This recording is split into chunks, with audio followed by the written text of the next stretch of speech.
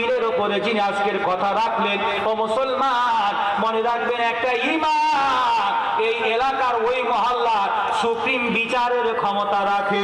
জোরে বলুন সুবহানাল্লাহ।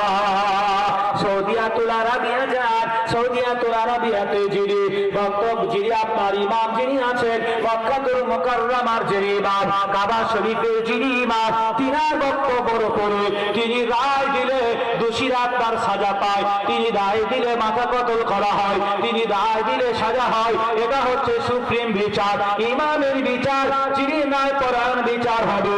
ও মুসলমান, আজকের দিনে আমরা অর্থাৎ আমরা আলিমেরাও নিজ জায়গায় দাঁড়িয়ে থাকতে পারি না। আল্লাহ পাক মজবুতির সঙ্গে আমাদেরকে দাঁড়ানোর তৌফিক ইনাত করুন সকলকে। জোরে বলি আল্লাহুম্মা আমিন। এ মুসলমান, আমার রাসূল সাল্লাল্লাহু আলাইহি ওয়াসাল্লাম তো তাসলিমা করেছেন, ওয়ারাজুলুন কলবুহু মুআল্লাকুন ফিল মাসাজিদি।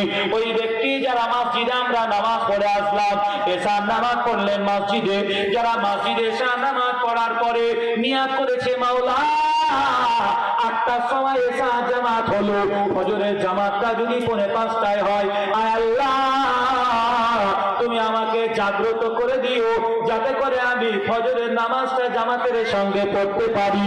এই যে নিয়াত একটা রাখা, নবীজি বলেছেন ক্বালা রাসূলুল্লাহ সাল্লাল্লাহু আলাইহি ওয়াসাল্লাম ইন্নামাল আমালু বিন্নিয়াত, প্রতিটি কর্মের ফলাফল হচ্ছে নিয়াতের উপরে। এই নিয়াতটা আমার সঠিক থাকার কারণে আমার আল্লাহ পাক আমি যদি কালকের সকালবেলা ফজরের নামাজটা জামাতের সঙ্গে পড়তে পারি, এই নিয়াত আমার থাকার কারণে, যদিও আমি কোনো কারণবশত ভুল না হয়, তবু নবীজি বলেছেন কাল কিয়ামতের